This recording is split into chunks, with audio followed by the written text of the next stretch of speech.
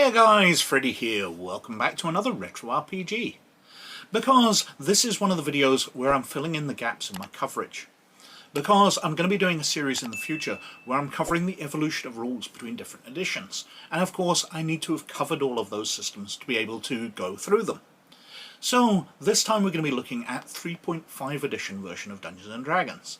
But this is very similar to 3rd edition, so I'm putting both the Player's Handbook and the Dungeon Master's Guide into one video as we flick through and have a look. But as I said, it's very similar to 3rd edition. Now I'll be doing a rules breakdown in the coming weeks, and then that'll be out of the way, and I think I'll have covered most of the versions of Dungeons & Dragons by this point, so I'll be able to start that series of videos. But there's so many other games I want to cover. We've been covering the gaps in the Star Wars system. I've still got gaps to cover in Shadowrun, Cyberpunk, etc. before all of those systems be incorporated into these videos where we follow through the evolution of the rules. But anyway, let's get over to the desktop and have a look at Dungeons & Dragons 3.5 edition, both the Player's Handbook and the Dungeon Master's Guide. So this is the Dungeons & Dragons Player's Handbook version 3.5, which came out from Wizards of the Coast in 2003, just 3 years after the 3rd edition Player's Handbook. And we've also got here the Dungeon Master's Guide, also version 3.5, which also came out in 2003, 3 years after the 3rd edition books, which came out in the year 2000.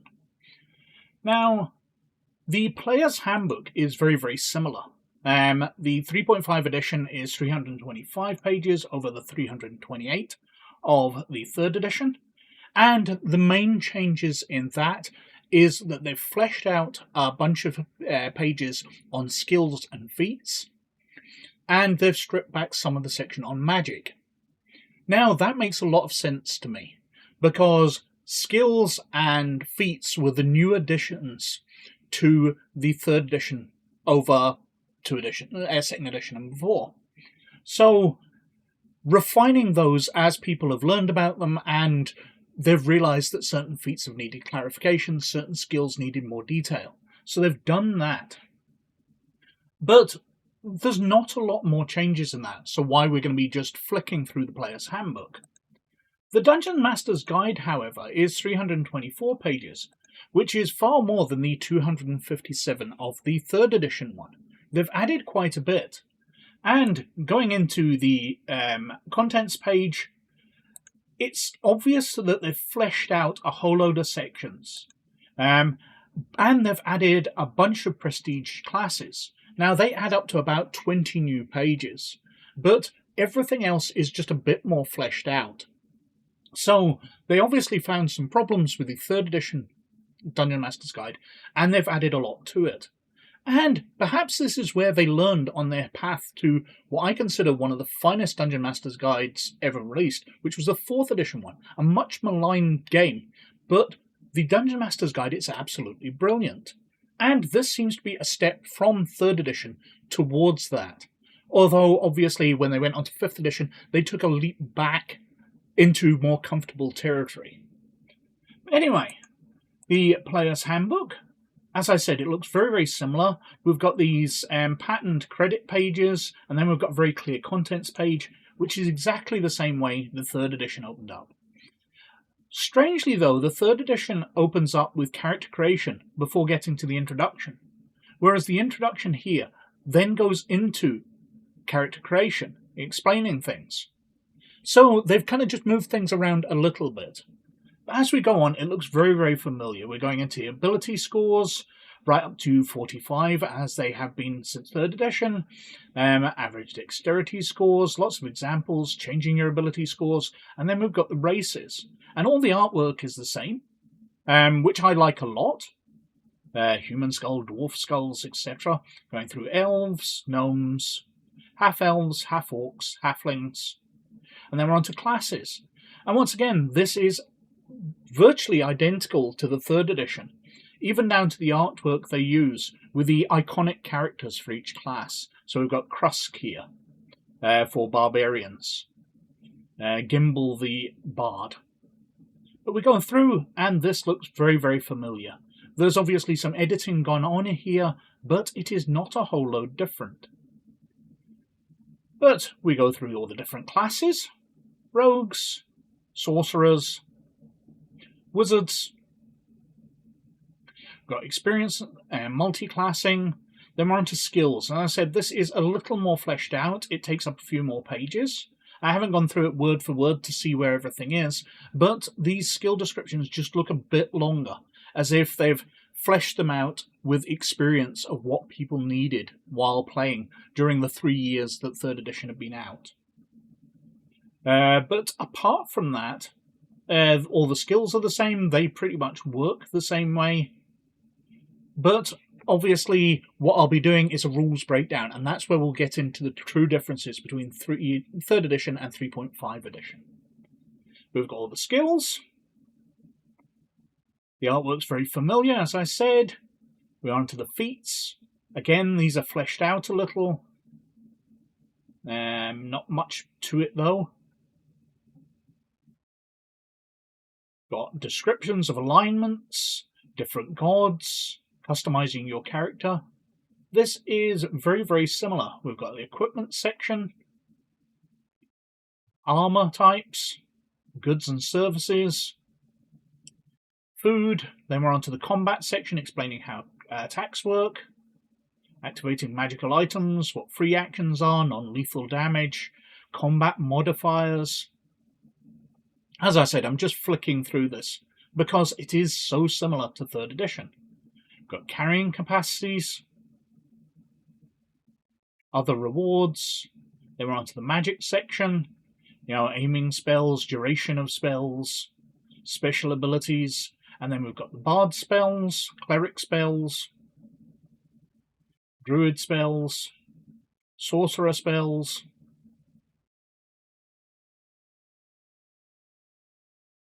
lots and lots of these. Just the big spellbook section taking up a large chunk of the player's handbook. Fireball there, freedom, all alphabetically laid out so you can find them fairly easily. We carry on through. Lots and lots of pages of spells. Summoning spells, teleport object, unholy blight. Some great names in there. And then general guidelines and glossary as we get into the very back. How to round fractions. Difficulty levels, what monks are, just explaining different things. We've got the index, a character sheet, and then the back cover, which is slightly different to the 3rd edition. On to the Dungeon Master's Guide. I have to say, I actually like the cover of it more than I like the Dungeon Master's Guide 3rd edition. While it makes a lot of sense that the 3rd edition one is a log, because you're unlocking things through the Dungeon Master's Guide, it's also giving you the world, and I think that's spot on. The layout is very clear. As I've said in the past, 4th edition had slightly larger text, so it was easier to read for my lazy old eyes. But it's not like the 3rd edition's difficult. The backgrounds aren't too cluttered except on entry into different chapters, but most of the time they're on blank backgrounds, while there is a certain amount of clutter around the edge of the page. They're easy enough to read. It's well done. It's just these intro sections where you've got background image, so it makes it a little more cluttered. Anyway, we've got running the game, so what is a GM? Styles of play. Now, as I said, this is very reminiscent in places of the 4th edition, and I do think they learnt a lot between 3rd edition and 4th, which they introduced in the 3.5 and made it far more useful. Running game, DM cheating and player perceptions. When bad things happen to good characters. Things which happen in games, which starting off GMs might not be used to. So explaining it out here is a really good idea. Movement rules, moving in 3 dimensions. We've got combat and bonuses, keeping things moving. Effect of weapon size. So you've got size categories that your weapon will do less damage, which I think's an introduction in 3.5 edition. I don't remember that in 3rd, but it's been a while since I've read through the rules, so I might be wrong.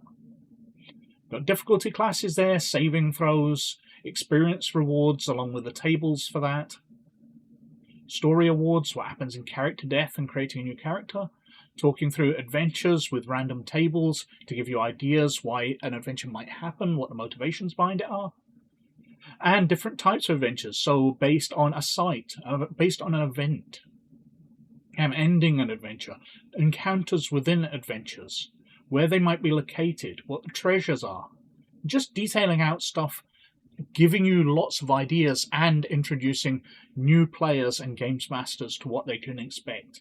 Really, really good idea, as I've said a few times, because starting GMs can get such overloaded with information and think that they should be perfect. And when something odd comes up, having it in the Dungeon Master's Guide to explain what you should do, because we've now, at my point of time, got 50 years of experience doing this.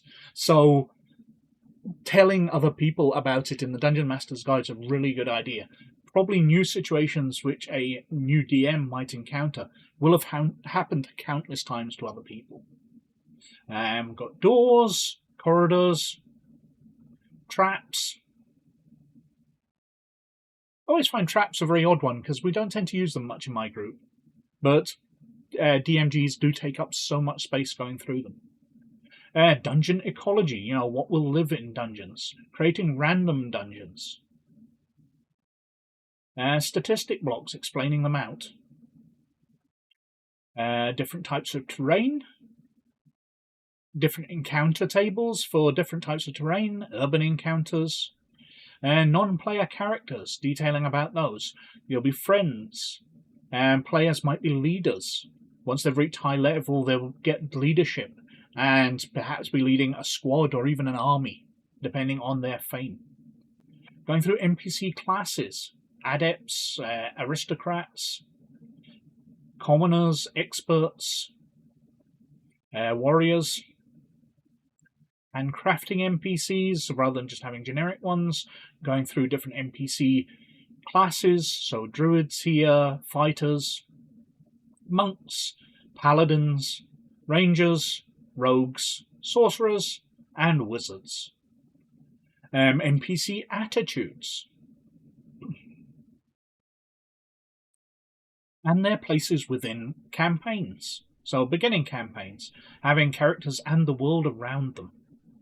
Just lots and lots of stuff to build up your game world. Venturing on other planes, the descriptions of the different planes, including the D&D cosmology, the Great Wheel. Going through them, so astral plane, plane of earth, plane of fire, plane of water, heroic domains of Isgard, Limbo, Pandemonium, the Abyss, Hades, Gehenna, Bator, Mechanus, Archeron, Arcadia, so many that I have no idea. The Wilderness of the Beastlands, the Blessed Fields of Elysium. I have no idea about many of these. I'm just sort of familiar with the more common ones. I don't know whether these are newer additions or whether they've been around since first edition and it's just not crossed paths with me. Creating a cosmology. Then we've got characters. So we're going through the different races and sub-races, having monsters as races. So if you want to play a full orc or whatever in 3.5 edition, it's giving you those options. Classes, including the prestige classes. So we've got the Arcane Archer, the Arcane Trickster, Archmage, Assassins, Blackguards. What else we got here? Dragon Discipline? Disciple, sorry. Duelists, Dwarven Defenders, Eldritch Knights, Horizon Walkers, Lore Masters, Mystic Theurges, Shadow Dancers, and then we're on to how you design prestige classes. Of course, remembering back in 3rd edition, prestige class was something you went on to after you'd gone through and met certain criteria. So a Shadow Dancer probably has the requirements of having a high dexterity, for example.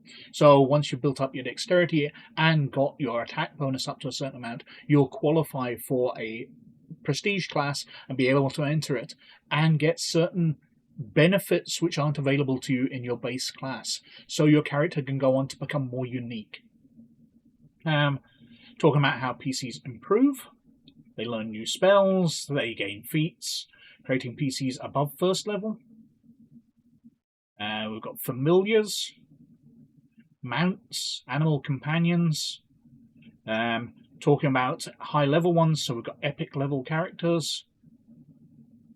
And we're on to magic items. So, talking through all the basics about magic items before we start getting onto lists. So we've got different arrows, shields, armors, etc. Weapons here. Potions and oils. Rods.